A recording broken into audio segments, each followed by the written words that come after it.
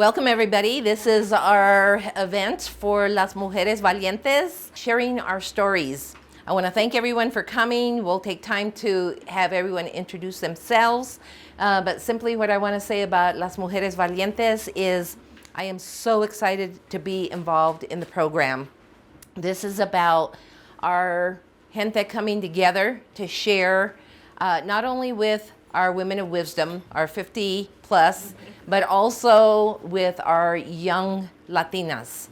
Today we're talking about certainly familia, our culture, our history, and our traditions. We have that knowledge because we have lived it. And now it's time to pass on to our younger Latinas the history so that it's never forgotten. This is what is preserving our history is all about, is making sure that our traditions, our history are put down to the next generation. They're informed about our stories and they carry on the legacy. This is our legacy of our gente. So I'm excited to get the stories started. So we will go ahead and move on to the next speaker. Okay, great. Hello, my name is Jessie Shank. I'm from New Jersey. But how I got up here, my daughter went to college, CSU College, and I kept coming up and visiting her all the time. And she says, "Mom, why don't you just move up here? You're here more than you're home." But then I went back home, and then I was staying with my brother, and then he got me upset, and I had to call my daughter up and said, "Give me a plane ticket, I'm coming up." So I moved up here, and everybody here was so nice, like I've been here for a long time. And I liked it here, and they asked me when I went back home, do I want to come back home? I said no, because I like it in Colorado. And this is where I've been. I moved up here in 2005. I've been here since. I came up here to see you, and I met her, and she took me all around to meet everybody, and everybody was just like nice to me, like I've been here a long time. Okay. And I liked it here ever since. That's why when I went home, everybody asked me, do I want to come back home? I said no, because I like it here. Okay. I like it here more than I did back there. Wonderful. I said, well, I might go home to visit, but I'm coming back here. This is where I am. I'm Elaine Bueno. I'm second generation here in Fort Collins. My mother was born here. And I've not told the story in a while, so forgive me. But I'm a product of colonization from Europeans, and it started way back when they came into Mexico and defeated and conquered all of the indigenous people. They raped, they took, they pillaged. And that has pretty much gone on throughout our history. And they took our language, they took our religions, they took our beliefs, and wrapped them all up into what they wanted us to be. So we kind of came into what they wanted to be, but still on the side, we practiced the way we believed. And some of our holidays and traditions are because of that. Like Dia de los Muertos, it was celebrated by the indigenous people, and it was a way to celebrate and honor death and those that have gone. It was something that they weren't afraid of, that it was just a circle of life. So you'll see now when we celebrate that there's a combination of the skulls and a lot of the fragrant foods and bright colors, but you'll also see some of the European influences, like the Catholicism that has come into that. So you'll see rosaries and the Virgen and prayers. Although it's not a religious holiday, it's celebrated, and it's starting to be celebrated in the United States more and more. But that kind of goes along with everything. A lot of our people are Catholic or Christian because of that. And that isn't the way we started.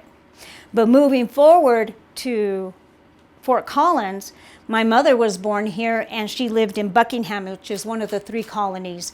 There's Buckingham, Andersville, which we are in right now, and La Colonia, which is now Alta Vista. So my mom was born at home, and her name was Antonia Socorro. And she lived at home, spoke Spanish. That was her first language. And she was one of the younger siblings. She had older brothers that were in school. And my grandfather worked here in Fort Collins, and one day he came home from work and he saw his sons lined up on the fence. And he knew that that meant that they were in trouble. So when he got home, he asked his boys, "What did you do to get in trouble? Because I saw you on the fence." And the boys didn't want to say anything, and he's like, you need to tell me what happened. So they said, well, we got in trouble for speaking Spanish. They put us on the wall, on the fence, so we couldn't play at recess. Well, that happened a few more times, and my grandfather came home and he said, okay, nobody's going to speak Spanish anymore. We're going to speak English because you need to survive. You need to get on and you get a good job, finish school. So my grandfather started to forbid Spanish being spoken in his house. Well, that was good for a while. And then he came home one day and his sons were lined up on the fence again. And he came home and he said, why were you speaking Spanish again? I told you it is not allowed anymore. And they're like, we didn't speak Spanish today, Dad. He's like, well, what happened? Well, we were eating Mexican food for lunch. So they made us stand on the fence. So my grandpa went out and bought a big roll of bologna and bread, and he said, from now on, you will take bologna sandwiches. So that's what happened. So in the home, as this was going on, he reprimanded them. Don't speak Spanish. Say it in English. Do it in English. Do that. And my mother, being one of the younger ones, just kept hearing this. So then it was time for my mom to go to school. And she went to register for school when she was 5 years old. And they asked her name, and she said, Antonia Socorro. And they said, well, we don't allow children with names like that to come to our schools. Your name is now, they thought a minute, Jenny Cora. That became my mother's legal name because she was born at home and didn't have a birth certificate. So here's my mom, a young girl, being reprimanded at home when anybody spoke Spanish. Now, my grandmother refused to speak Spanish. She always spoke Spanish. But my grandfather translated, or the boys did. So my mom grew up with that, and she's like, okay, my language isn't good enough. Now my name's not good enough. Who am I? Now, one thing I failed to tell you about my mother is she was born with porcelain light skin and blonde hair. All of her siblings were dark and dark-haired. In Fort Collins, there were white trade-only signs. No Mexicans allowed, no dogs allowed in the windows. There were stores that you could not go into if you were a Mexican. But my mother, being blonde and fair-skinned, could go in. So as she got older, she shopped for her family and her neighbors. So she's now thinking, I'm different than my family because I'm light-colored, and I can go into the stores. My language wasn't good enough. My name's not good enough. My mom was confused, and she said it was really hard on her. As she grew older, she said it became more difficult. She says one time to me she remembers being at Woolworth, which was right downtown on College and Mountain, and she was showing a dress through the windows to her sisters who were dark-complected, standing outside. And she's holding up the dress, and the store clerk came up to her and said, you better not be showing those to those dirty Mexicans out there. And my mom said, she told her, no, I'm just holding it up to the light for myself. But she said she was so angry, she felt shame that she could be in there and that she had to lie about who she was. So my mom, continued to live that way until she was about 13. She decided to dye her hair black so that she couldn't shop anymore. She thought that that would hide her whiteness. Those are kind of things she did to change herself. But one thing my mom never realized she did is when somebody would speak Spanish, subconsciously she would repeat it in English. So my dad was born in Denver, never had those kind of issues. They spoke English and Spanish when they wanted to. They ate the kind of food they wanted to. Their names stayed their names the entire time. He moved here and couldn't believe the difference. Well, he marries my mom, they have children, and my dad would try to talk to us in Spanish. Being in a white society where all the prejudice still existed, the signs came down in the late 60s, early 70s, but the attitudes didn't change. You're still followed around in the stores when you went in. They would actually hire people and train them and tell them, if Mexicans walk in the store, you follow them. That was part of the training here in Fort Collins. And that was in the 70s, probably into the 80s. It may still be happening because I know I do get followed and my children have been followed. But I know that that was actually part of the training.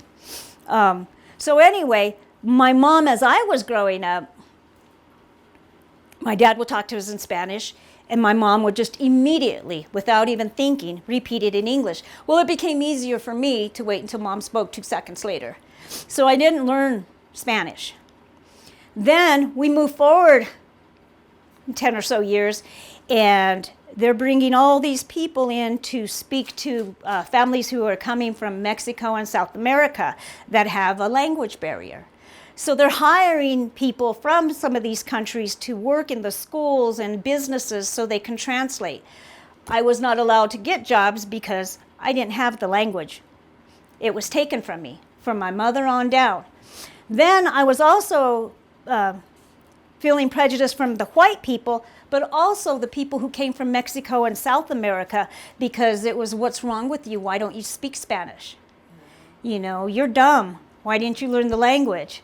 You know, and then I felt even less than again. So, you know, we've had it from both sides. You know, that the line in the Selena story where he says, we're not Mexican enough for Mexicans, and we're not, you know, white enough to be Americans. That's what we lived. Everything was taken from us, and then it was slap on your hand for not learning what was yours in the first place.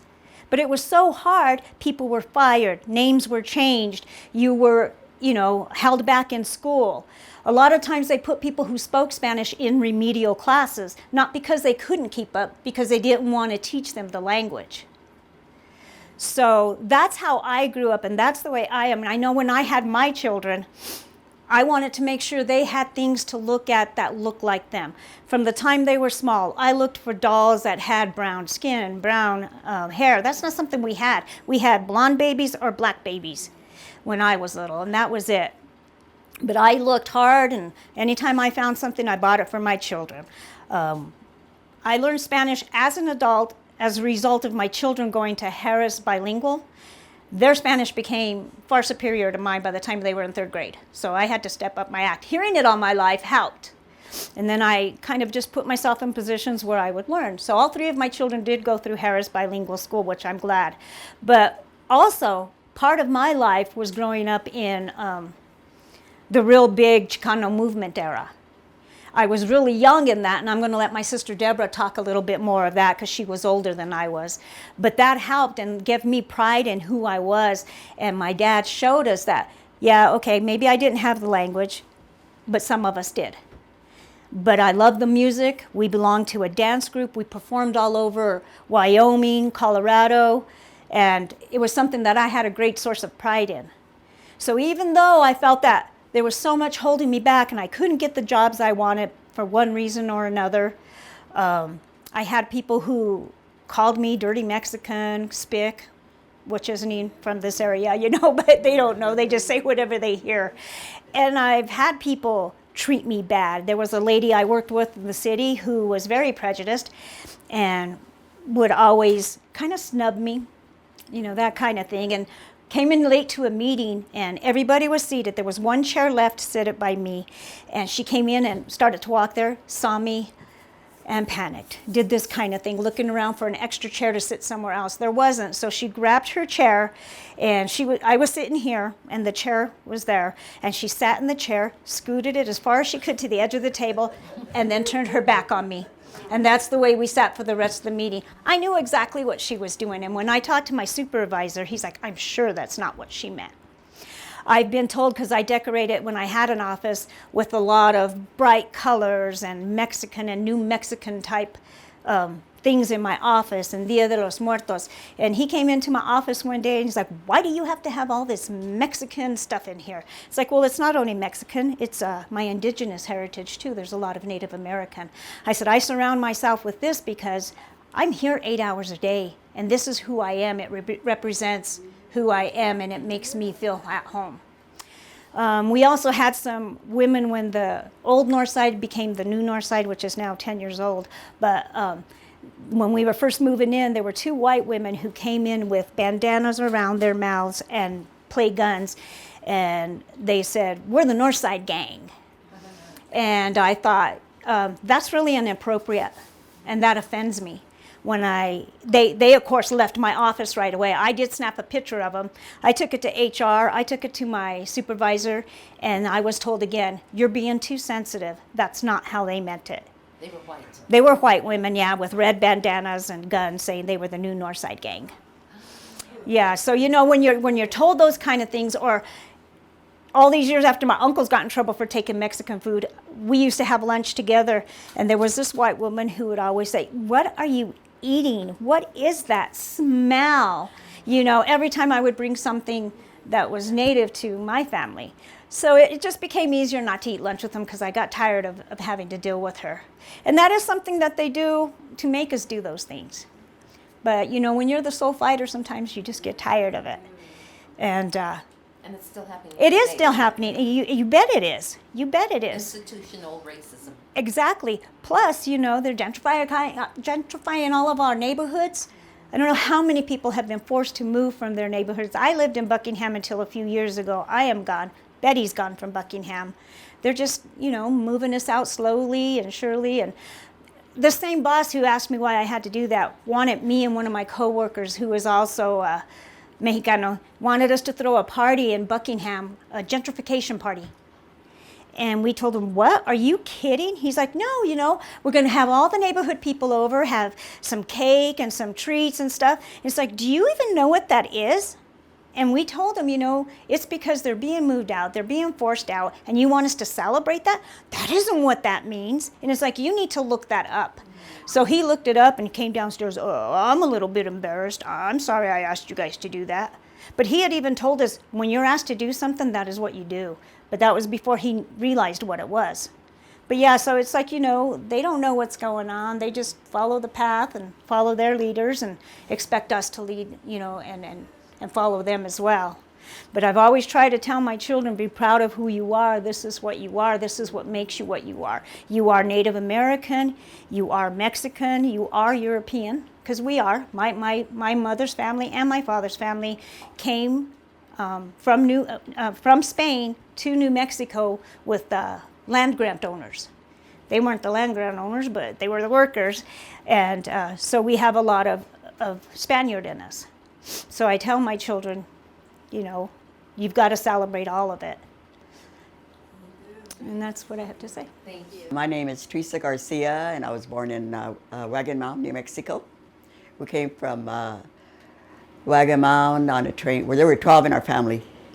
So we came on a train to Longmont. And I was 5 years old. I didn't know one word of English. I just knew Spanish because I went to Head Start there, I think. But it was all Spanish. Everything was Spanish. So one time we went to, in Longmont, we went to a carnival. And I kind of got away from my, I wanted to see where my sisters were, so I wanted to go. And my mom was paying for something, so I just went I got away from her. I was, where the policemen were looking, who found me. And so they were talking to me, and I couldn't understand what they were saying because I was all Mexicano, and they were talking to me in English. So I guess they thought I was white because I was real blonde.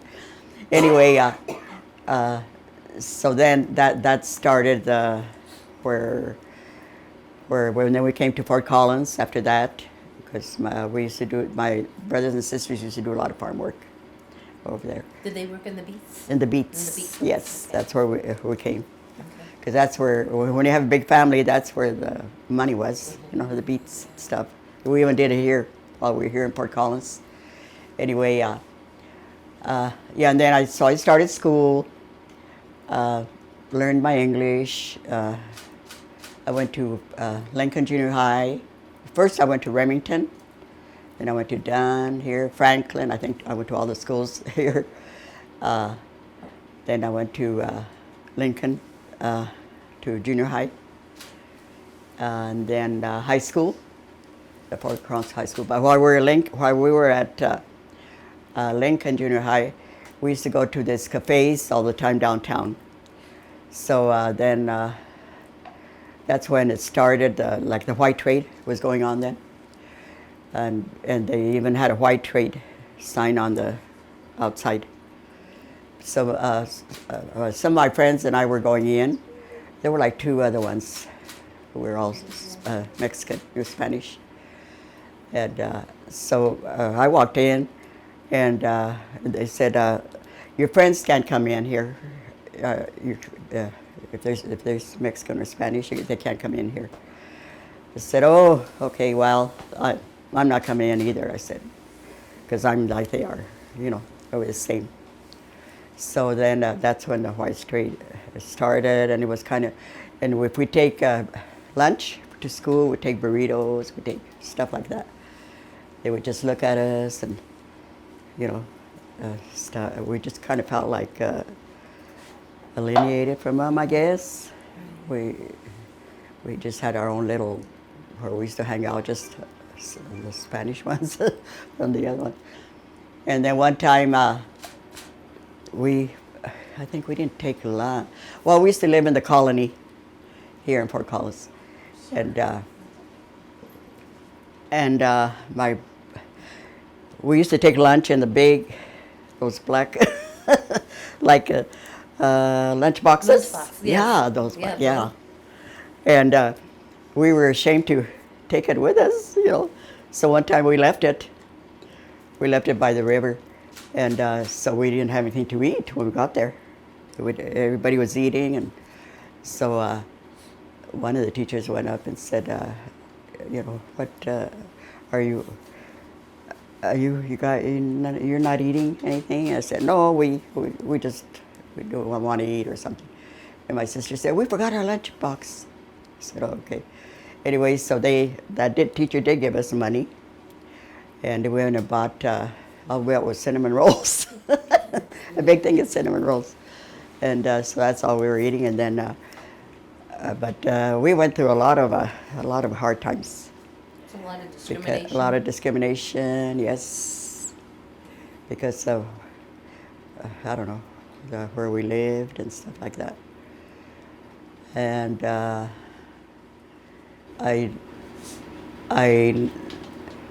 we kept on going, like I worked at Hewlett Packard after that, and got we moved to Denver for a few years. Okay. But in Denver, I don't think it was as bad as here. No. Yeah. And then we moved back after that, worked at Hewlett Packard. I have 3 children, so I was left to bring them up by myself. Yeah, and even at Hewlett Packard sometimes, I remember it was kind of Comments would be made. Yeah, yeah, because I would work on the line and board the boards for computers, and sometimes they would leave me doing like 3 boards at a time, and one of the girls would go to have coffee with a supervisor, the one that was with me, and then when the raises came up, she got the raise, the girl did. Right. Yeah, the one that would have coffee and I didn't. Yeah.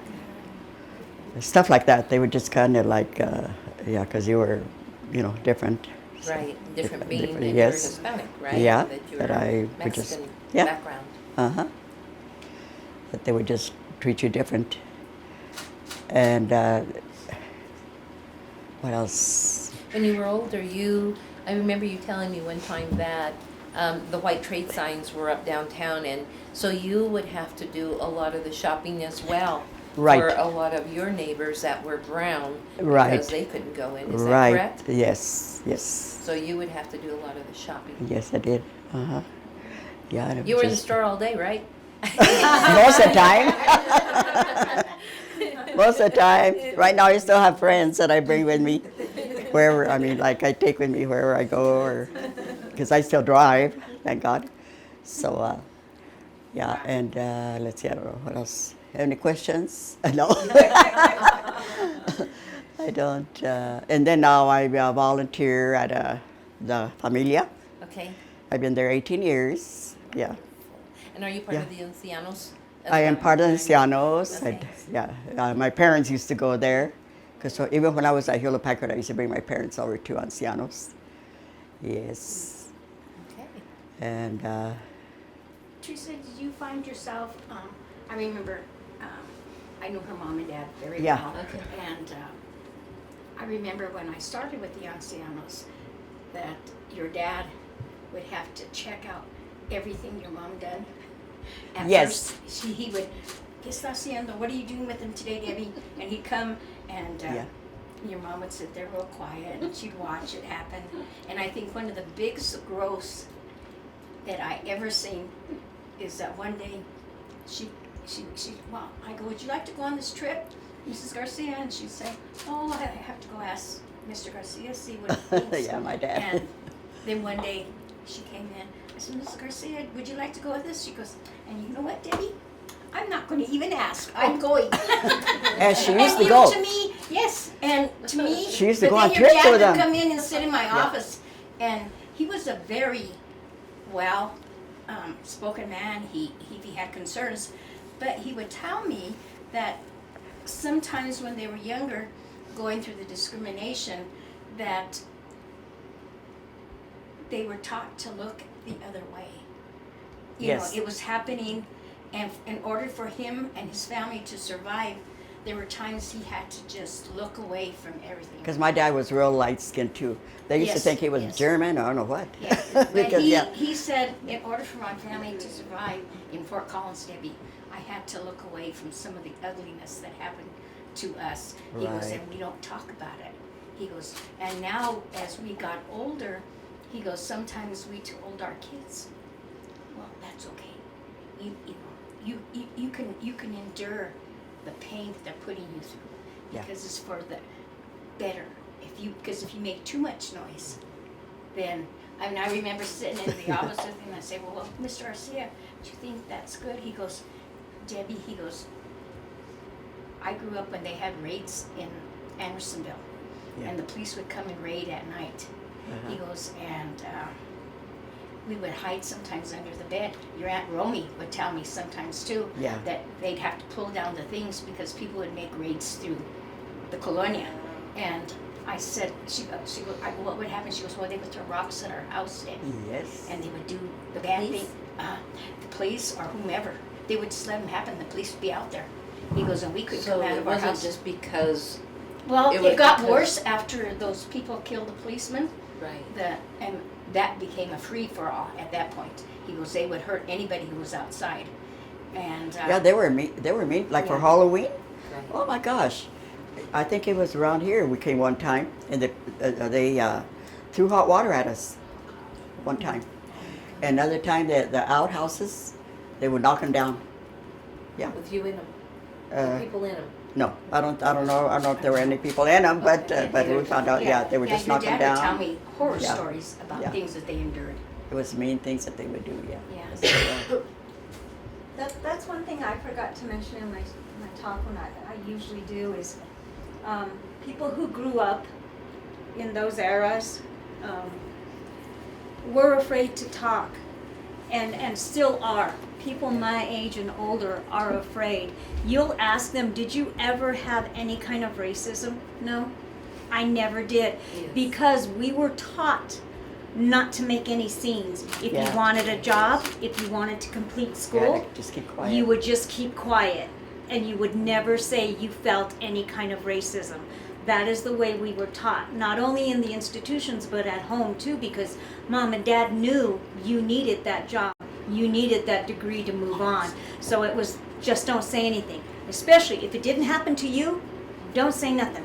It'll be better tomorrow. So we still do that. We still say, no, I never experienced it. No, I never saw it. Right. Maybe it happened to my friend one time, but I never experienced it. But that was something that was inbred in us. Yeah. And we don't know how to let that go. Right. I remember Mr. Valentine Melendez. He said on one of the oral history interviews, he said, you know, back in that time they had the white trade signs, so, Yeah. you know, even if we wanted to complain, who are we going to complain to? Because the cops were enforcing the white trade only signs. So Yes. you couldn't complain to a cop because they're not going to listen. They were right along with It's it. kind of like a trauma. Yeah, it is. It is. It definitely Yeah, is. It is. Yes, and it is really hard But to now overcome. I find that at Family Center, where I work, where I volunteer now, the parents, I interpret between the parents and the teachers. And the parents, like I'm bilingual, I sing to the babies in Spanish, speak to them in Spanish, all of them. and the parents like it. They want it. They want them to learn Yeah. the Spanish now. That's right. Yeah. So that's good. That part is good. Yeah. So yeah. In fact, one of the parents is the one that nominated me for the Hero of the Year award. Oh, nice. Okay. Yeah. So I was surprised when they did that. I said, "Oh my gosh!" Okay, so it was, yeah. And then I went to United Way, and they gave me the plaque. I have everything. Nice. Yeah. Nice. You deserve So, it. Right. well, I don't know. You deserve it. Definitely do. Yeah, you deserve it, sweetheart. Anyway, yeah, they were all voting. Everybody was voting for they just said, put it up, and they said it's going to be a hero award going on, and I was up for it. So yeah, so I got it. So that was something that was. Thank you, Teresa. Okay. Thank you. Okay. Elaine is my sister. And so a lot of her story is my story, but there's a part of the story that really shaped, I think, who I am as a woman, as a Chicana, whatever. But I term to call myself a Chicana. That's what I am. That's what I can, I feel the strongest with. And so I'm going to start Elaine's story probably in the late 60s and go forward. Our family was very involved in the Chicano movement here in town, and also very involved with the Crusade for Justice in Denver, who this year is celebrating, they're going to be celebrating the 50 years of the Crusade for Justice with Corky Gonzalez. So my life experience changed. My dad was very involved. We were supporters. We done marches to bring social issues to the forefront. I don't know how many school board meetings I sat in as a young person, trying to bring Chicano, Latino teachers to Fort Collins, and the resistance that the community gave to those first people. I would say that my dad, George Romero, whose family home we're sitting in, Ernie Miranda, there was a group of people who were very, my compadre Chico Martinez, who has passed away, were instrumental in making sure the first policemen were hired, the first Latino teachers, that the city of Fort Collins done hiring, because we were, and we're still misrepresented in the city and most government jobs. So, but those doors were opened because of some of those marches and the police brutality and all the things that led up to a lot of the discrimination were brought to the forefront. And for a time, it divided this community because there were the people who said, no, don't make waves. You know, you can't be too loud. You can't do those kind of things. And then there was the people that said, ya basta, it's enough. It's our time to start making those changes and do what we need to do. And so I've been blessed that I got to hear. I stood in Corky Gonzalez's house for a week and got to see what he done. I got to meet Cesar Chavez. Dolores Huerta. I got to meet Reyes Tijerina. So all the big people in the movement back there, I was lucky enough that my father was involved, that I got to hear the most dynamic speakers, and their thoughts and stuff shaped who I am. I became a woman who was not afraid to stand up for other people. I remember when I was in high school and they were putting a lot of my friends in remedial classes, promising them jobs. So they went into special ed and got a job. And they pushed them through school. And I went to the counselor and I said, I know these people don't belong in special ed. And he told me it was none of my business, that I should be concentrating on myself. And I was a pretty good student, so he was he couldn't hit me with something saying, well, work on your own studies, because I was a very good student in school. But when it came for me to go to college, I went to the counselor and I said, I'd like to get the paperwork so I can attend CSU. And he said, your kind don't go to school. You'd be better off taking more home economic classes. And I said, really? I said, well, you know what? I don't need you to give me the paperwork. I can go to CSU. But I'm thinking, he told that to me. How many times did he tell that to other Latinas? That, you know, they would be better off learning to change a diaper and cook a meal than to further their education. And so, you know, we were, you know, I was pretty involved with the boycotts, the lettuce boycott here in Colorado. My brother Frank marched from Center, Colorado to Denver to bring light of the plight that the farm workers were going through down in the San Luis Valley. And I know me and my dad would go sometimes and meet with them as they were walking the march from Center to Denver. And the poetry and the songs and the music all about the movement were so inspiring to me that just opened my eyes to so many things that were wrong. And I remember, probably my sister Elaine probably dealt with this one, we were boycotting lettuce, so we didn't eat lettuce in our house. And she was at my aunt's house, and my aunt had made her a sandwich and put lettuce in it. And Elaine said, excuse me, Aunt, but we don't eat lettuce in our house right now. We're supporting the boycott of the lettuce. And my aunt had a big tantrum with her and said, you know, not to be coming to her house, that she was tired of those Chicano things. But it's those kind of things that made you become aware of what we were doing and what different communities we were doing to our raza back in those days. And you know, it went on, and you know, I learned so much. I can't even put my finger on the amount of stuff I learned during that period of time. And I was a Black Beret. That's what was through Mecha and UMAS at CSU. And so we made sure the university was taking care of programs and having speakers brought in to the university to open them up to the community.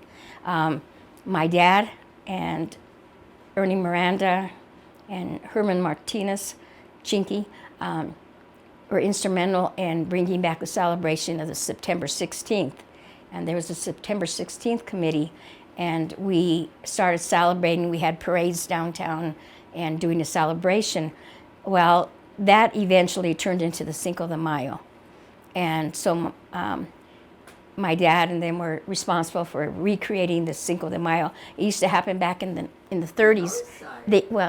Back in the 30s, they used to have a huge celebration, and then it went away because of the prejudice. They wouldn't allow them to celebrate, or they wouldn't let them do anything for that celebration. So that was rebirth, and I'm still on the Cinco de Mayo committee. Why don't we have it at the north side anymore? You know, Teresa, it was never part of the city. The city has people always think that the city of Fort Collins sponsors the Cinco de Mayo, but they do not. We start with a zero budget every year, and we go out and do it. And we used to get some funding from the city. We still get Fort Fund, but it's not really city. We used to get stuff with the city. Parks Department used to give us tables and stuff for it. And they slowly but surely pulled out. But if you look at any of their videos celebrating diversity, what do they have in there? They have the Cinco de Mayo front page. So they perpetuate to the community, hey, we support the Cinco de Mayo. Elaine used to do the Dia de los Muertos. They took it away from her. You know, they pulled the funding out of her, they took it away, and they went to the family center at the last second, I think, and had you guys work on something, which was totally unfair, and I was pretty angry about it when I heard what was going on, because they didn't give you the right amount of time either to plan. And so, but that's a game that they play. It's a game that they play, you know, divide and conquer. Let's just take, if she's not doing it, let's let somebody else do it. We'll give it to somebody else. They couldn't give her no funding, but I heard they gave you guys some funding. I don't know if that's true or not, but those are the things I hear. And so we used to do the posadas. And then somebody said, oh, you can't do the posadas because it's religious.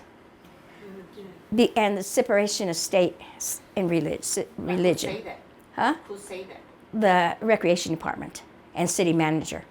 So we said, okay, but the year they took away the posadas from us, the senior center they sponsored a play for the senior center saying, what is Christmas? What is the true meaning of Christmas? The journey of Mary and Joseph to Bethlehem. And I went to him, I said, what is this? You gave them funding for a play with religion, but you won't give us the posadas? And they said, oh, we never realized that was what it was about. I go, it's in your brochure, so it's like, I worked for the city for 35 years. I was the director of the Northside Salon Community Center. And I prided myself on providing programs for low-income children. And I didn't really care what the color was of the kid, because poverty knows no color. But I done that. And the first day, I retired on a Friday, and on Monday, the low-income program was gone for those children. And little by little, they have whittled away with all the programs that were put into play during that time. So, one of our biggest programs in summer was playgrounds. I think they have you guys doing part of it now, because there's no room at Northside for it. Something that was built by. It was built for those programs. So, I could go off on the city,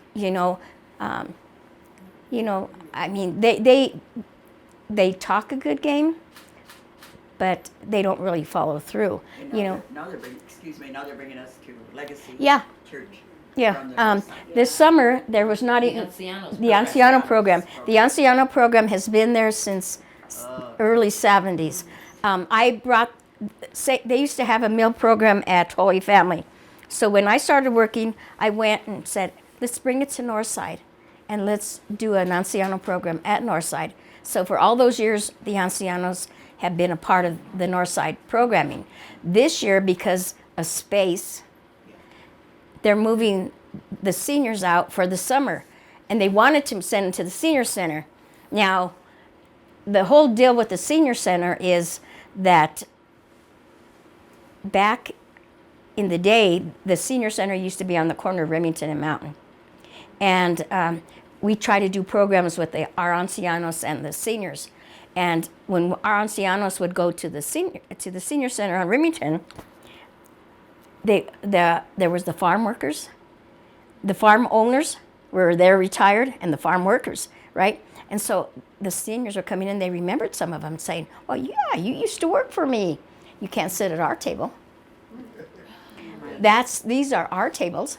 Those are you guys' tables over there. So we heard about it, and I said, you can't do that. I said, what is their tables? So I got a bunch of the ladies together, and we walked over there. We got there early, and we sat at their table. And believe me, there was, city manager, everybody was called in. Why did you do that? I said, I didn't know that was their table. I didn't know you could reserve tables. I said, that's illegal. You can't do that. And then they didn't want our seniors as part of the program. So we stood at Northside, in which we were happier there anyway, because why would we want to be with people who treated us bad? So over the years, it's always been that way. Well, now they want to move them back to the senior center and do away with the program at Northside. And my fear was once they moved into the senior center, they would never come back to Northside. So I fought on the outside saying no, and I said, well, let's use the church here for the summer and make sure we have, because you did say our program was back in the fall, right?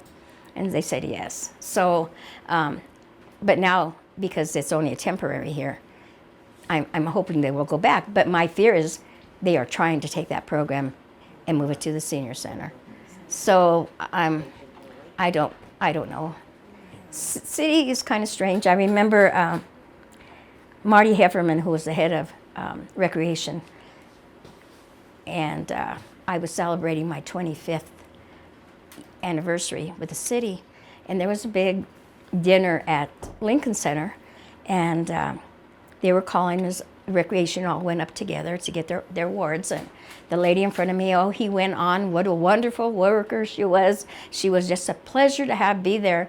And then I was next, and Marty looked at me, and he handed me my award, and he said, Debbie, this is Debbie. She used to play in the city dump. Now the city dump is Northside is built on part of the city dump. If you didn't know, back in the day, but that dump went away even a lot longer than that. But he what he announced to 300 employees of the city was, "Here's Debbie Bueno. She used to play in the dump, and now she works above the dump." Not that I was a good worker. That was for your. That was for my 25th year anniversary. Okay. And when I got to 30, I said, I don't want to go. I came back, and my people who worked in the city came up to me and said, I can't believe you said that, Debbie.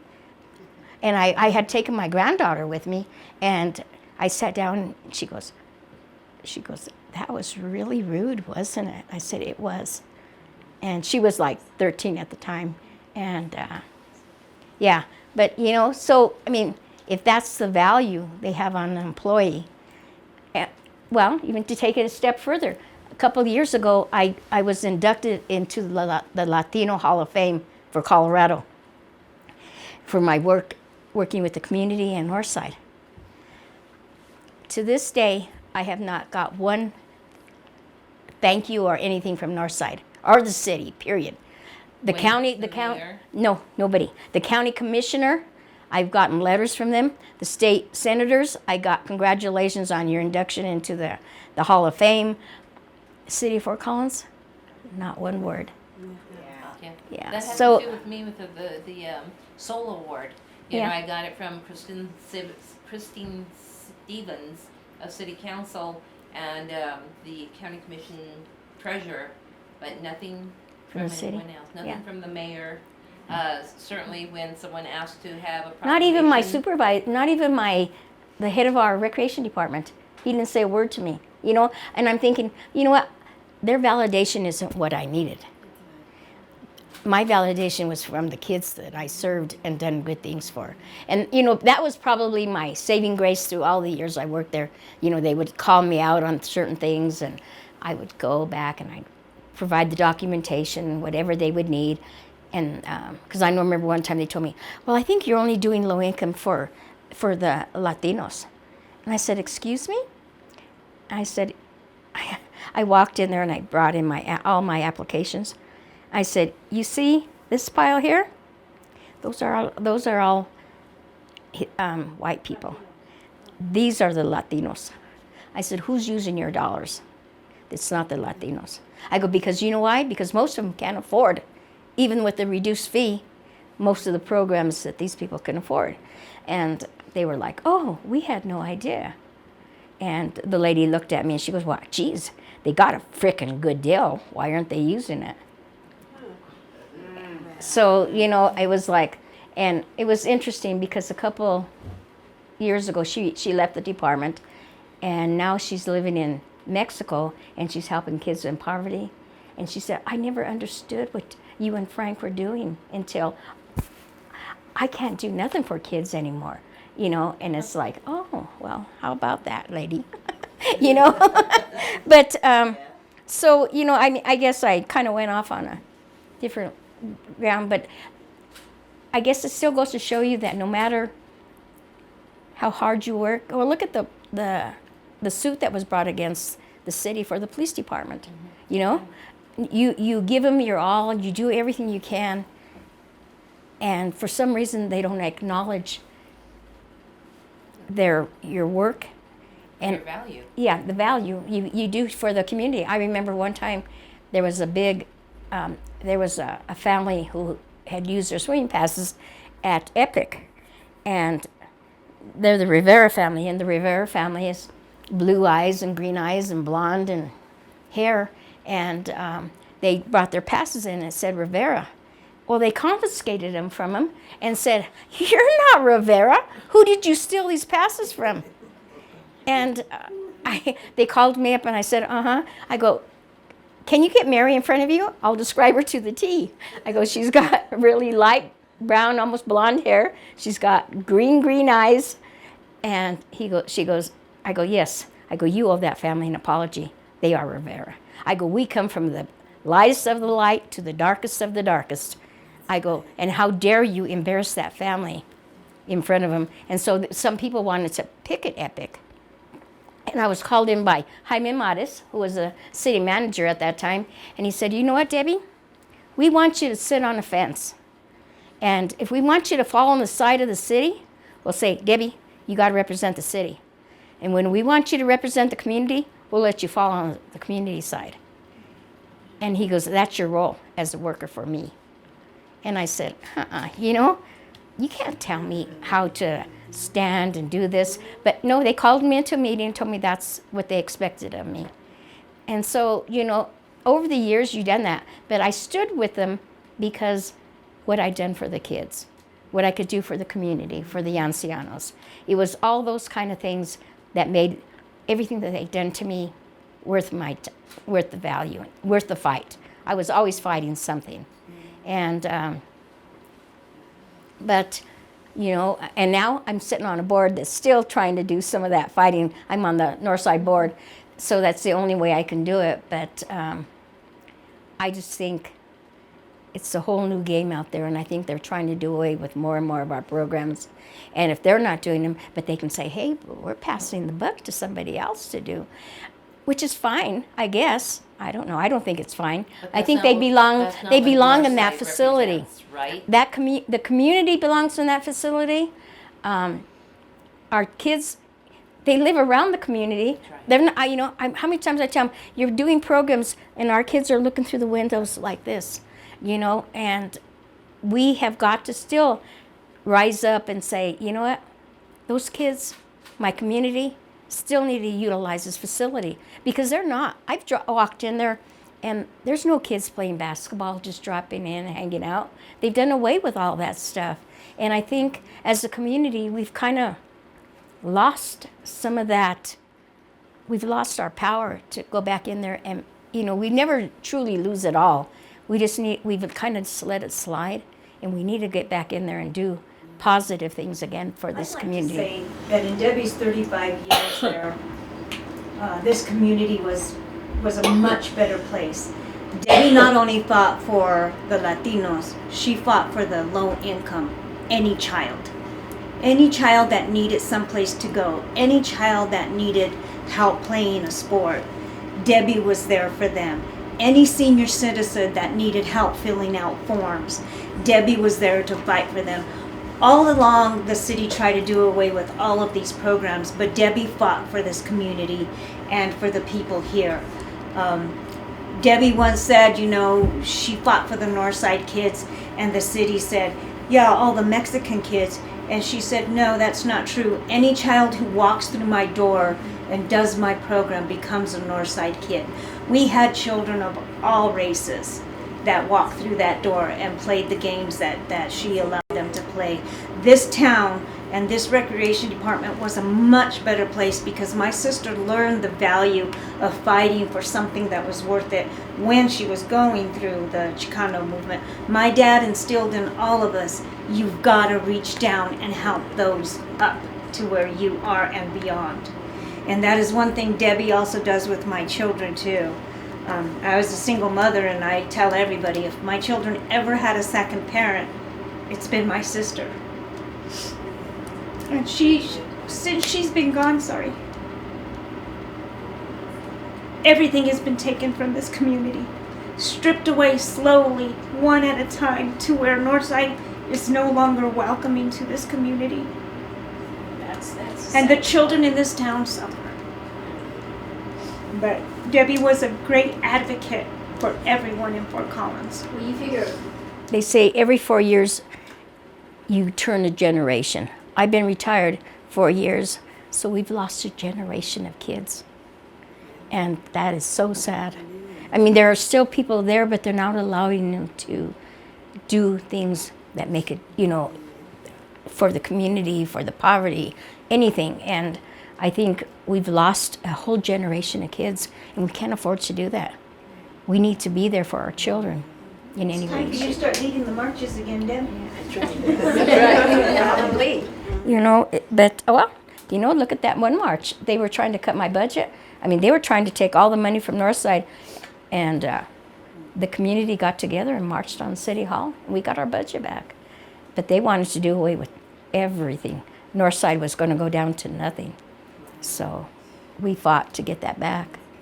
Yeah, but anyway, I've gone on too Great, long. thank you. No, that's fine. Thank But you. thank you. Thank you. Sí, yo prefiero en español. Yo vengo de México. Hace 14 años llegué aquí a Fort Collins y es porque me casé. Entonces, en principio fue muy difícil para mí por el idioma, porque me di cuenta que sí había muchas barreras por el idioma. Pero a los 3 años de que yo estuve aquí, empecé a ser voluntaria en las escuelas de mis hijos y aprendí. El mensaje que yo quisiera compartir es que yo le pido a las familias de habla hispana que hablen con sus hijos en español. El inglés lo tenemos fuera de casa y los niños es muy fácil que aprendan el idioma. Igual le digo a los papás que aprendan inglés, porque también debemos respeto a este país del que ya somos parte. A mí me da mucha tristeza encontrarme con familias que se llaman chicanas, que son personas que nacieron aquí, pero sus raíces son latinas. Encontrar el color de la piel café y que no hablan español. Perdieron un lenguaje maravilloso. Para mí el español se escucha maravilloso. Y con esos hijos, los papás que no hablan perfecto el español, pusieron una barrera con sus hijos, o sea, de entendimiento.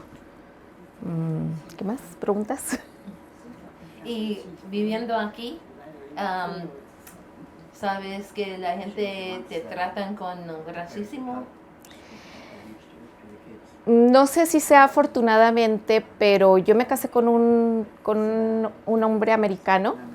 Entonces, yo siento que cuando a los lugares donde yo iba, era como un escudo. O sea, el presentarme junto a él era un escudo para yo no sentir racismo.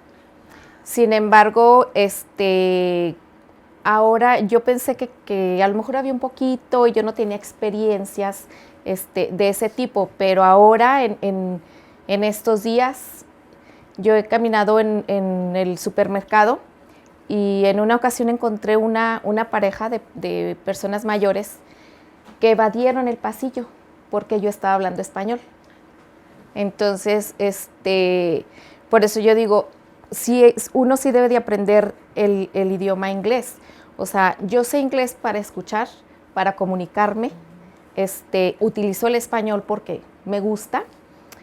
Y me quedé sorprendida porque esta pareja le dijo, la señora sobre todo, le dijo al esposo, necesitamos salir inmediatamente de aquí porque están hablando español. Entonces, bueno, yo por educación no dije nada, son personas mayores. Y yo dije, son personas mayores, ¿verdad? A lo mejor es su ideología todavía. Pero hace poco fui a Denver a un museo y me pasó con una mamá y un niño, que le dice al niño, o sea, lo trató de proteger, un niño de 10, 12 años. Trató de proteger y dijo, aléjate de la gente que está hablando en español, ten cuidado con ellos.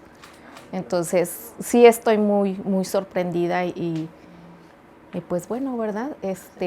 Yo promuevo mucho que aprendamos inglés con las personas latinas y que mantengamos nuestras raíces con nuestra cultura en el idioma, en la comida, en la educación, en los valores, que se mantengan en nuestras casas, ¿verdad? Y que utilicemos las herramientas cuando las ocupemos. Con esto que ella dice, yo creo que es Es increíble y no lo puedo creer que todavía a estos años del 2019 todavía tenemos ese problema de racismo. O sea, que ella contaba su historia y hace muchos años, pero todavía estamos viendo esto. Todavía. Y esto nunca va a terminar. No. Never. Pero tenemos que pelear, Sí. porque si no se va a hacer más Sí. peor. Y siento que a raíz del political things se vino más fuerte todavía. Y también en el distrito está cambiando, porque Leicester antes era una escuela bilingüe, ahora ya cambió el sistema. ¿Qué va a pasar con todos esos niños que salieron de Harris o de Irish, que están hablando los dos idiomas? Y luego, ¿qué va a pasar? Lo van a empezar a perder y vamos a retroceder todo lo que ya hemos ganado. Ajá. Cierto. Gracias. Bueno, gracias. Gracias. Voy a hablar español porque también mi primer idioma es el español, me siento más confortable. Mi nombre es Adriana Quintero, tengo ya 18 años viviendo aquí en Fort Collins. Por supuesto, he sufrido bastante racismo. Cuando recién llegué, la primera experiencia que tuve, venía con mi certificado de asistente de enfermera. Trabajé en un nursing home que está atrás del hospital Porter Valley y recuerdo era la única latina enfermera, asistente de enfermería. Entonces, obviamente no sabía el idioma, un mínimo, pero sabía hacer mi trabajo. Entonces llegué aquí, empecé y en una de las ocasiones caminando por el pasillo, escuché cuando una enfermera le dice a la otra, "What is she doing here? She don't speak the language. I don't know what she's doing." Entonces yo escuché nada más, dije, ok, tranquila, continúa haciendo tu trabajo, y eso es lo que continué. Regresé a la casa y yo dije, esto no me va a derrumbar, me va a hacer más fuerte. Entonces comencé a buscar oportunidades de estudiar un poquito el inglés, de empezar a juntarme, a relacionarme con gente que hablaba el idioma inglés. Y hasta ahorita no lo hablo perfecto, pero al menos puedo defenderme y puedo traer esa fortaleza para seguir adelante.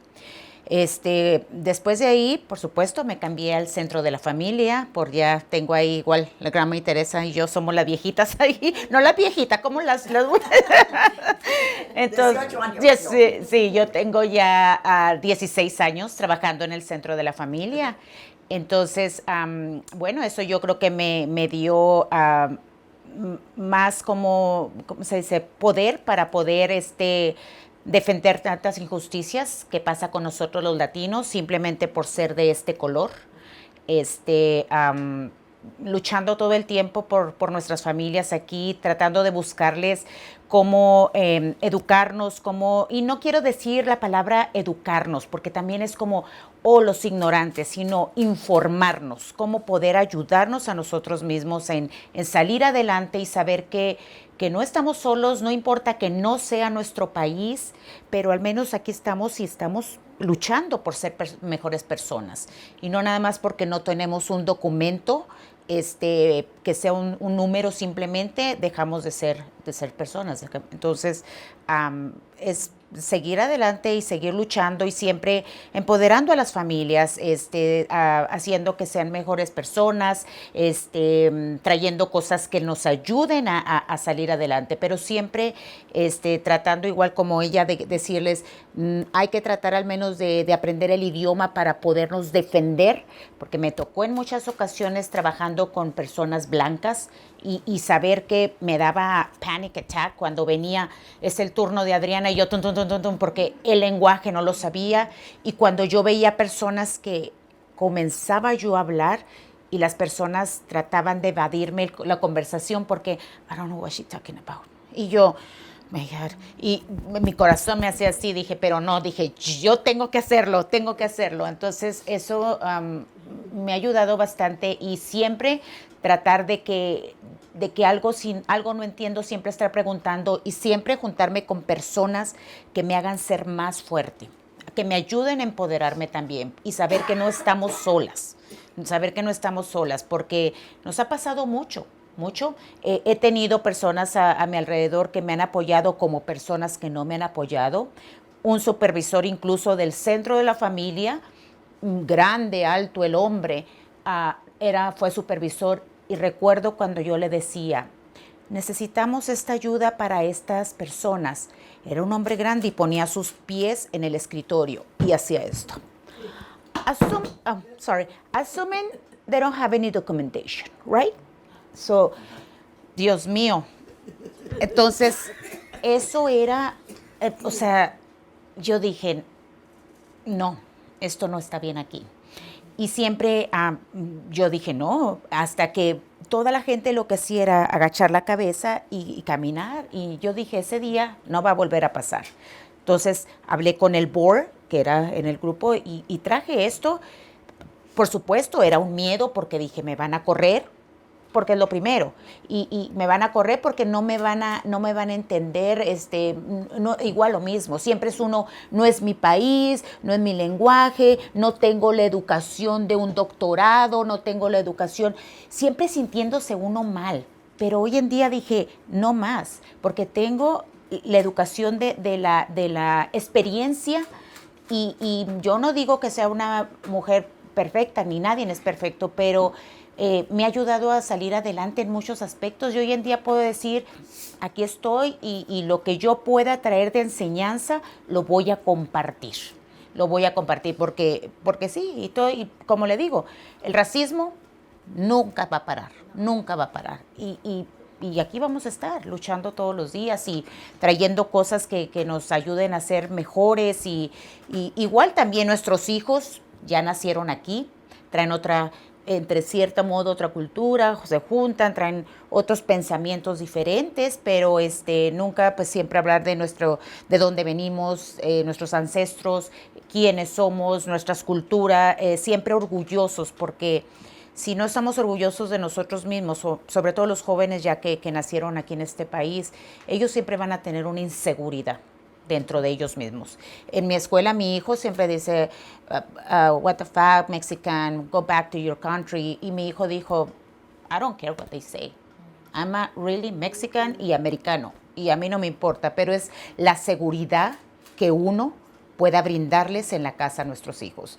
Y sí, hay jóvenes que tienen pensamientos diferentes, como también nosotros podemos tener pensamientos diferentes, pero es algo que hay que seguir luchando, y sí, en muchas veces también tiendas que en vez de decirme excuse me han dicho la migra, well, okay, that's okay, yeah, pero aquí estoy, y seguir, y por eso quiero seguir trayendo más gente para unirnos, porque, exacto, esto jamás va a parar. Y siempre, si ven a una persona como Debbie, que ella estuvo, es como un reto para un blanco. Por ejemplo, cómo ella, una mujer de color, puede estar sentada ahí en esa posición.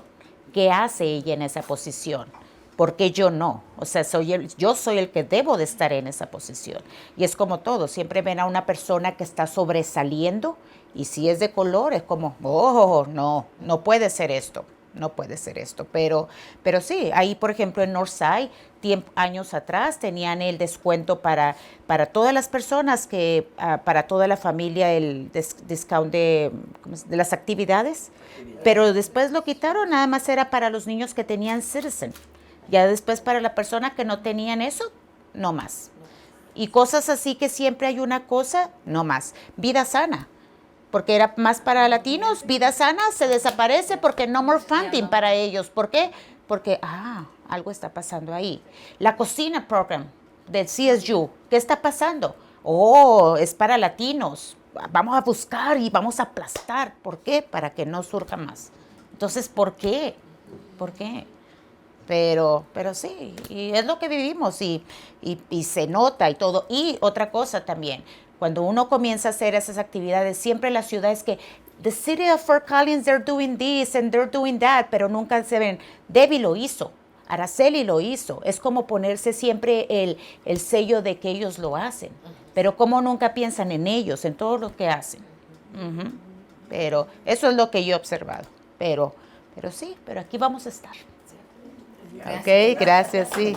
Hola, yo soy Araceli Newman y vine a este país hace 12 años porque me casé con un americano.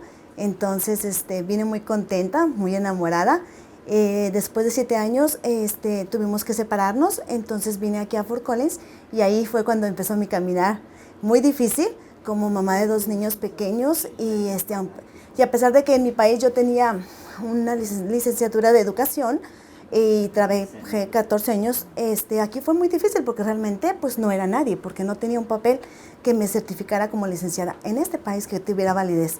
Entonces fue difícil, también la barrera del idioma, también eso fue muy difícil para mí, no manejaba tampoco, no conocía, no tenía familia y tampoco conocía a ninguna persona en Fort Collins.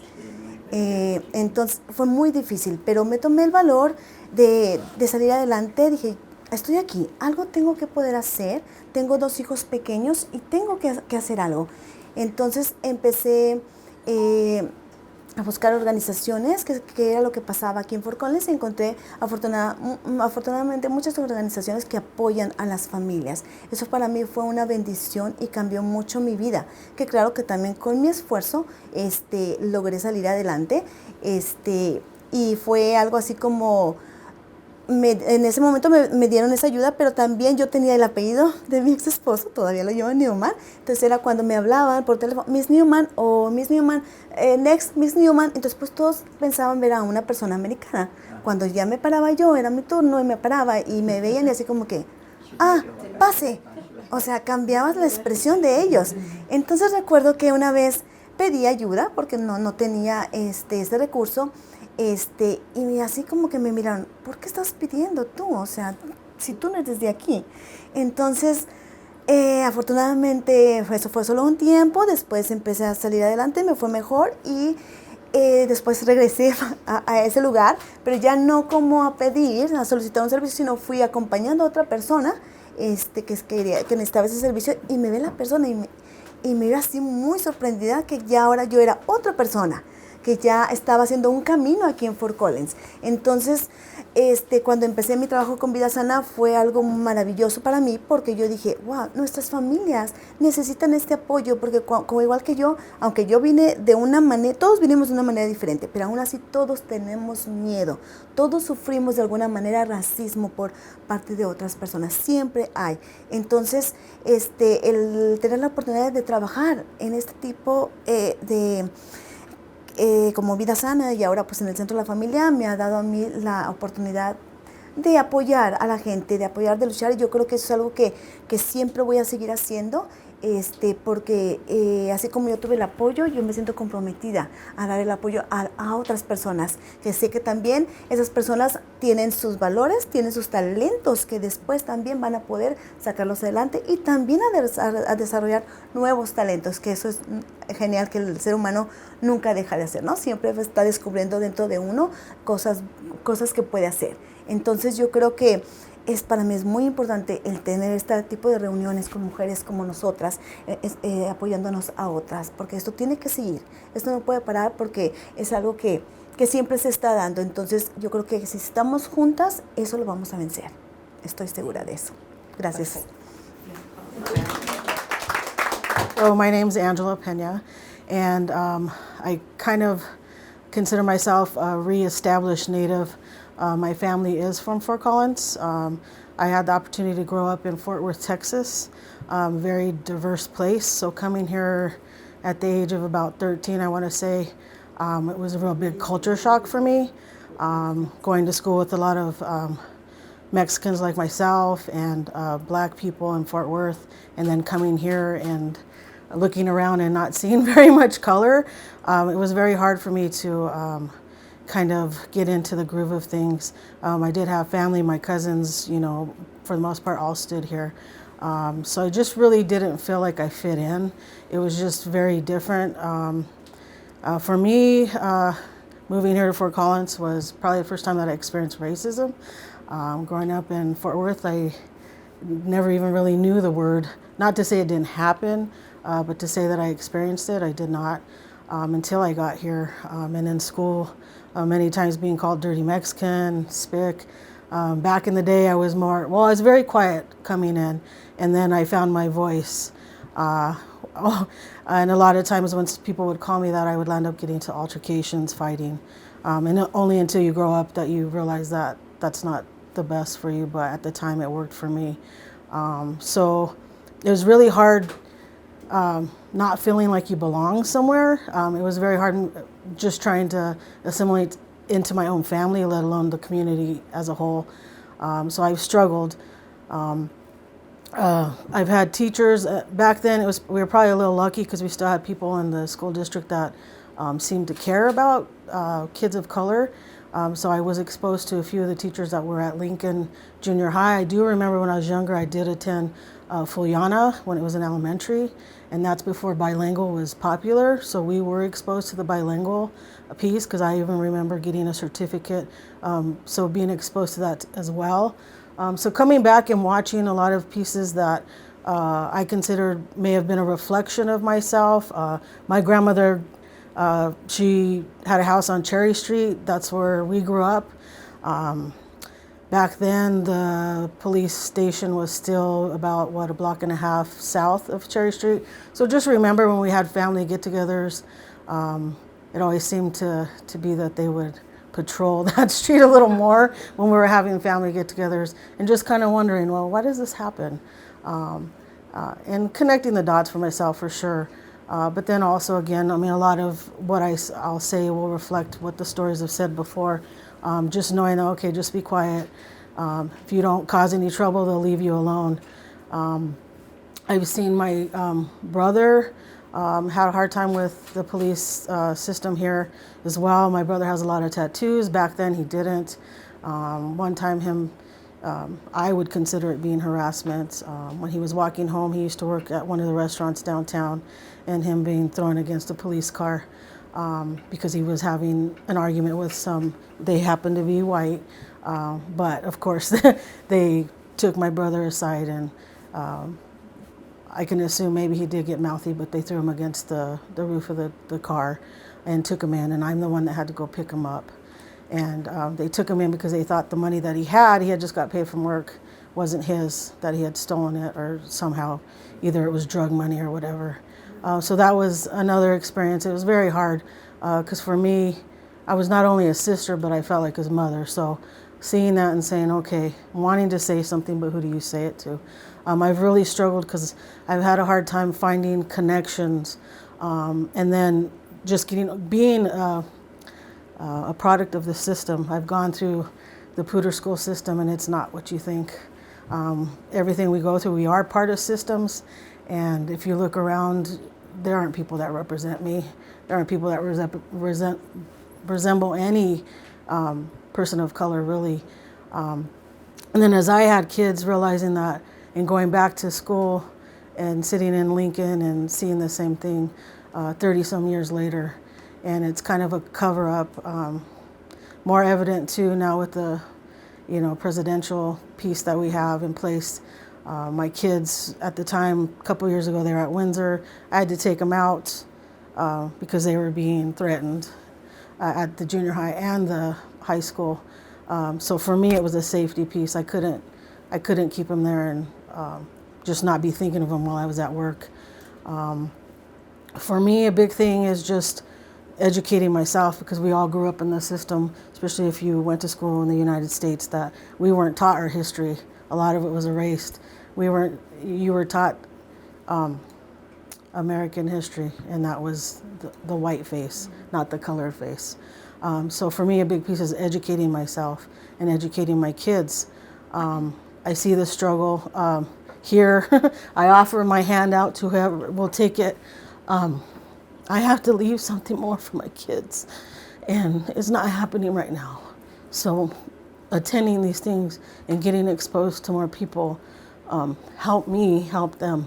I've really struggled because, as you say, and I connect more of the Chicana, even though I wasn't born, I was, early 70s. We're a lost people. People don't pay attention to you unless you open your mouth. You open your mouth. You can't be your true self because you have to be somebody else. You have to be wearing a mask all the time. And it gets hard. It gets overwhelming. And none of us should have to go through that. As people of color, I've lived in poverty. My mom was on help when she moved here.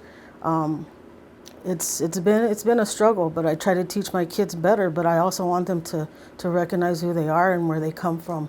And I found just being in Fort Collins, a lot of the culture is being taken out, and you see what they want you to see, like probably any state. Like I said, it's not, I didn't mean to put a plug, but I want support. I want to support you. Many generations you've gone through the struggle, so help me keep the movement going, because you can't let it die, because if you do, it's just all for nothing. And just knowing that you are a part of the system, and it's how you play the game. So if you learn how to play the game and you take care of your own, it'll come through. But it's just trying to find that inner strength, because sometimes it gets hard. It gets very hard. And then especially when you see it happen to your kids, even harder. You know, because at the beginning we moved to Windsor and they were so stoked. They were just like, oh, I get to start new. I get to start meet new friends. And then when you see them months later, like the life is taken out of them because people are calling them dirty Mexican, you know, spick. Why don't you go back to Mexico? It's hard. It's hard to see it happen. I mean, you learn all those mechanisms within yourself to deal with it. But then when you see it happen to your kids, it's very hard not to run to the school and, you know, give them a piece of your mind. Which I did on both occasions, and both administrators were just too busy to deal with me. So, again, that's just kind of my piece. And I think that it's really important, and this is one thing that I really want to stress because of the stories about the institutional racism.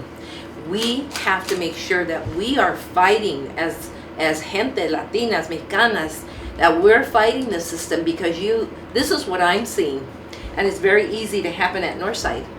We are being replaced by white women that can speak Spanish.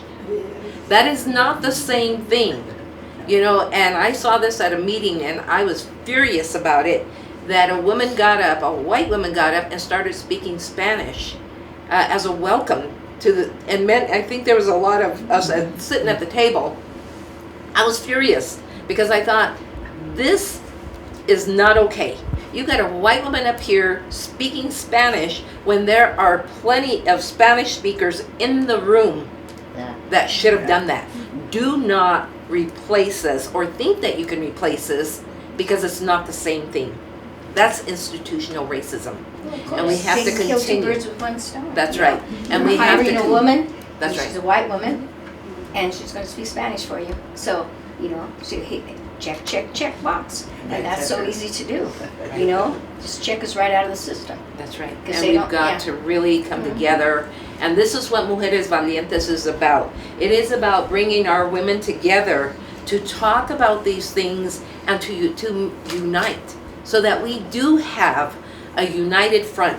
Que podemos pelear juntos. We fight together to make the changes, because we can change. We are part of the very fabric of Fort Collins. This is home to us as well. So we belong here just like anybody else. We have a long history here. Right, and what they want to do, Betty, though, is they want to separate us. Right. They said, well, Betty speaks for you.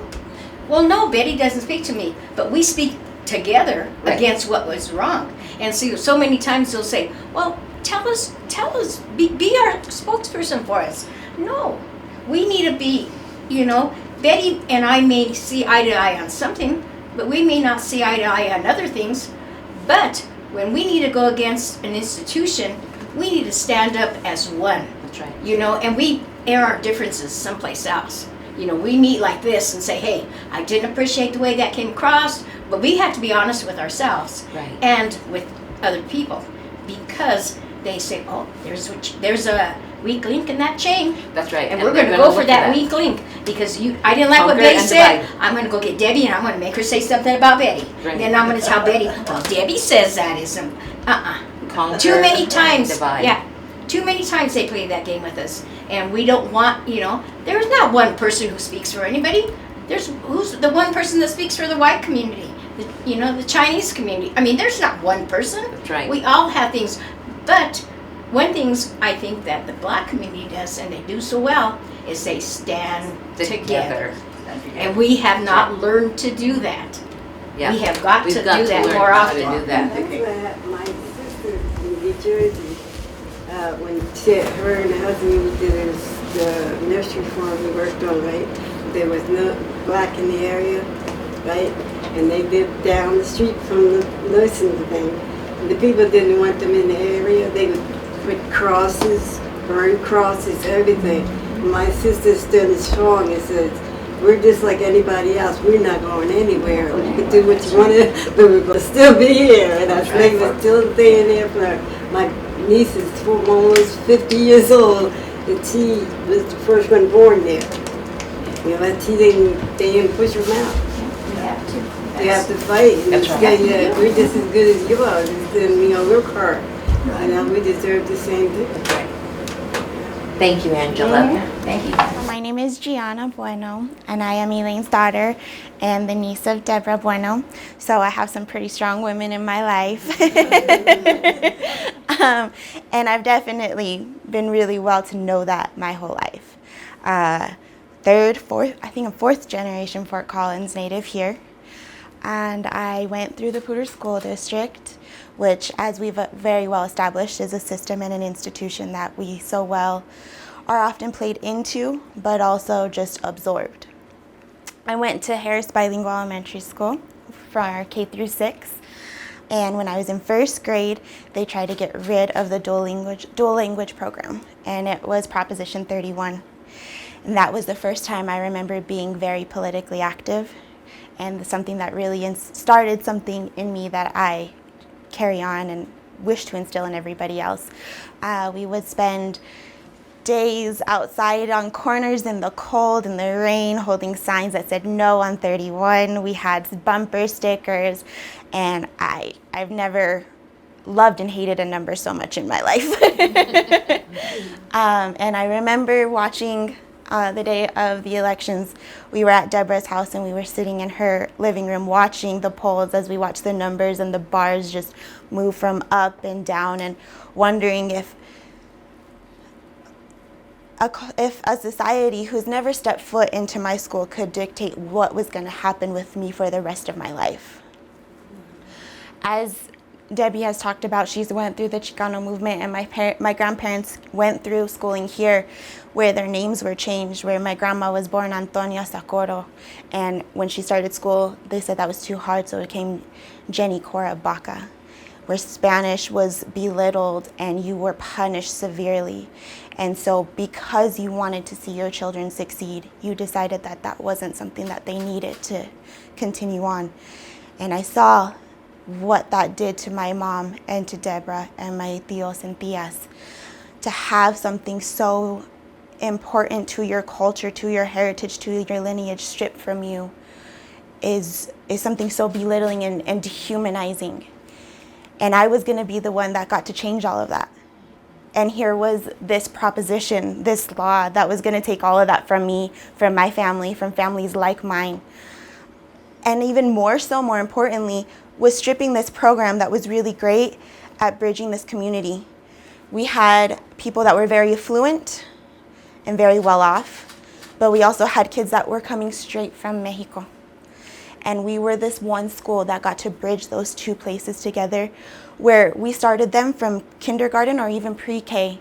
From the age of 4 or 5, you have these children mixing together, so they no longer even realize that there was an issue, and by the time that they leave that school, they don't see those children as a problem, because they're not. This program was so revolutionary in what it could offer, and that's why they wanted to take it away. They didn't like that we were coming together. They didn't like to see us unified. Yes.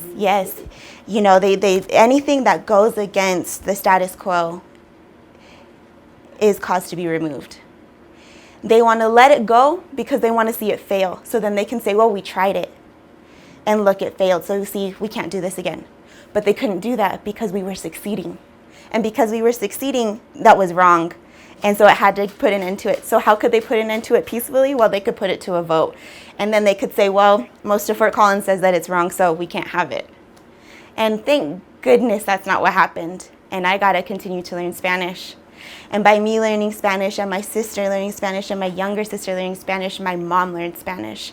And my tia learned Spanish a little bit better. And now I can honestly say that there's a good chunk of my family that has gained that peace that they so desperately needed and wanted back. It's something so beautiful. And I remember loving my time being in Harris. And I love it even more looking back. By the time we entered 3rd grade, nobody who was a non-native Spanish speaker could come in because our Spanish was too advanced. But looking back at it now, it's something so beautiful because what we said was, for the first time, like the dominant culture doesn't get to dominate this place, this space, all of this great and beauty. But anybody who was coming straight from Mexico and needed that help, needed that English, they were more than welcome to come in. And I'm so glad that I got to be a part of something so beautiful like that. Yes, it was gorgeous. 7 years. Wish I could have been there longer, but that's where it ended. I went to junior high school at Lesher. And that was when they were moving 6th into middle school. And because they were doing that, they were stripping a whole year from these kids that were in this immersion program. And because they were doing that, they offered this immersion program to be carried through inside the middle school. So I got to continue furthering my Spanish while I was in junior high school. But it was also the first time I entered the IB program, which is the International Baccalaureate program. Every kid that applied from Harris got in because our test scores from the year prior, which standardized testing doesn't do anything for our community, but we were able to show them that we were able to score 96% better than all the rest of the state. So when people come and tell us that, like, oh, well, see, you can't do this, you can't test well, you can't do any of that, we prove them wrong. So anybody who applied was in to IB at Lesher. But it was also one of the very first times that I realized just how fortunate I was to have that community that I had at Harris. I walked into these classes, and the whole idea of IB is pretty much like the city. They want a worldwide view, kind of like how the city says we are a first-class organization and a first-class society. They want to encompass everything, but they want to encompass everything by not showing you anything. And the one time that they want to teach you something, I remember learning about the Chicano movement, or the lack of, and the only thing that they ever taught us was a paragraph about Cesar Chavez. One little paragraph summarized an entire man's entire life. And what they failed to realize is he wasn't even a part of the Chicano movement. He was on something completely different at the same time. Oh, but that was close enough. And we gave you something, so you should just be happy. And so that's what they did. And I remember spending years upon years learning about all of the U.S. presidents and all of these wars that we fought, the Civil War, the Independence War. And then they talk about, oh, well, Cinco de Mayo's coming up. It's your Independence Day, right? And you're just like, wait, wait, what? I don't know what you're talking about. I'm glad you know that yours is July 4th, but mine I was born here, so it's July 4th as well. But for my family and for my roots, it's going to be September 16th. So, we're quite a few months away from it. But that was the one time that they were like, oh, look, we'll teach you something about you. But by teaching me something about me, they were teaching me something that was completely wrong. And I remember them having like this big old fiesta on Cinco de Mayo with piñatas and everything. They were like, so how do you feel about this in my class? In my class where I was the only person of any ethnic disparity, of being of a minority, they were like, how does this make you feel? How is this, what does this do for your community? And I was like, well, first of all, like, I'm not going to answer that because I can't speak for everybody else. And the fact that you think that I should speak for somebody else is absolutely just dehumanizing and demoralizing. And that carried on all the way through into high school.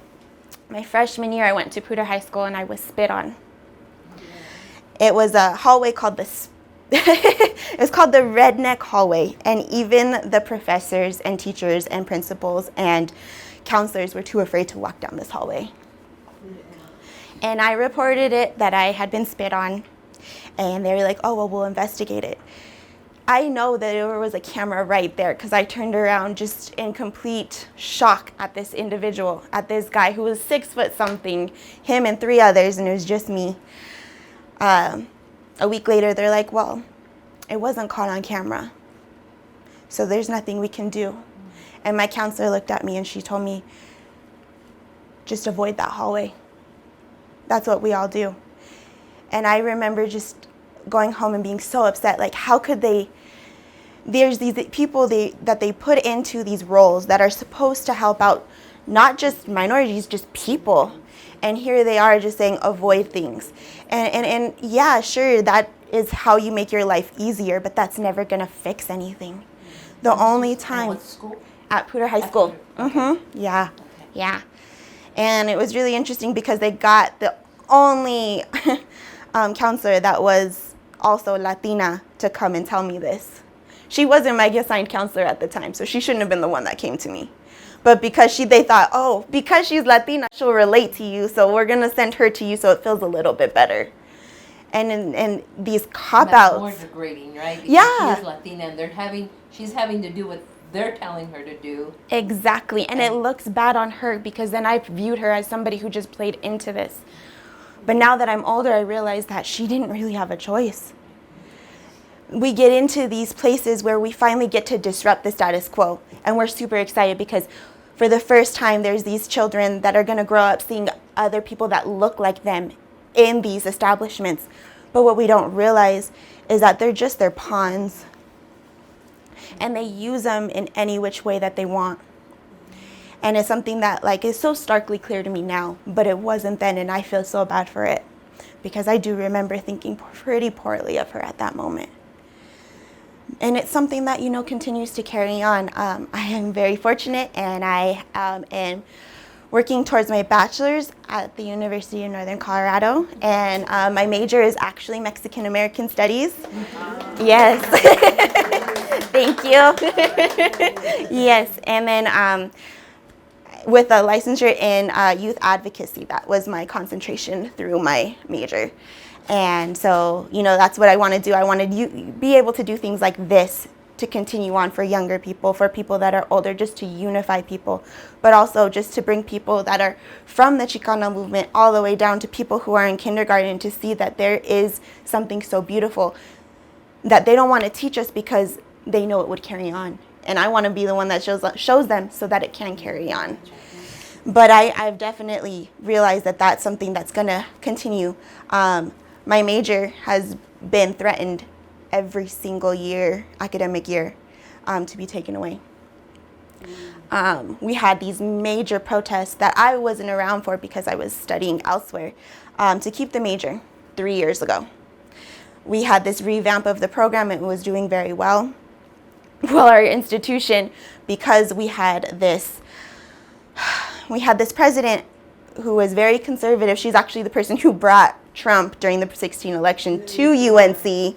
Yes, that's her.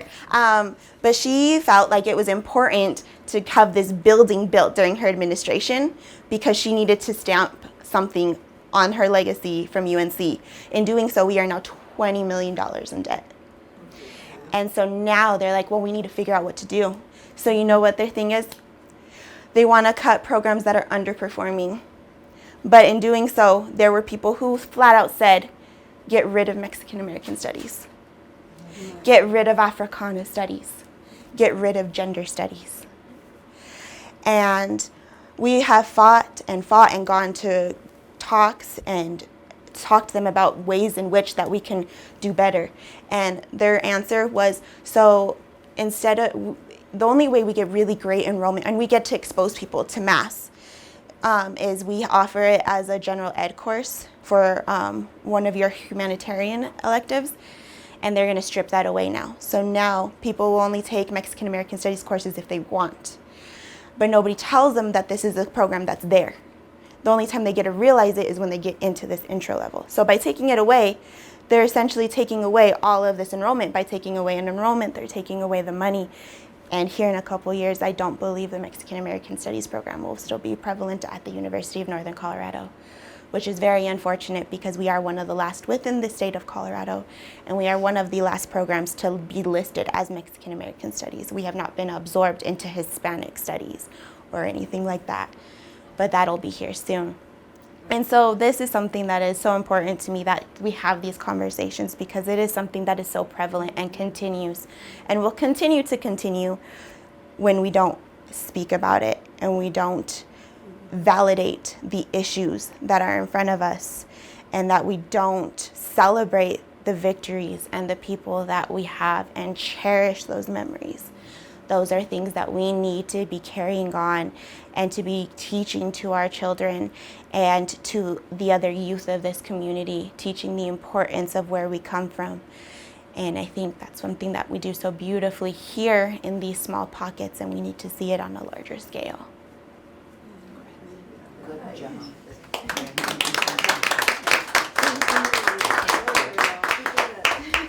Thank you. Thank you.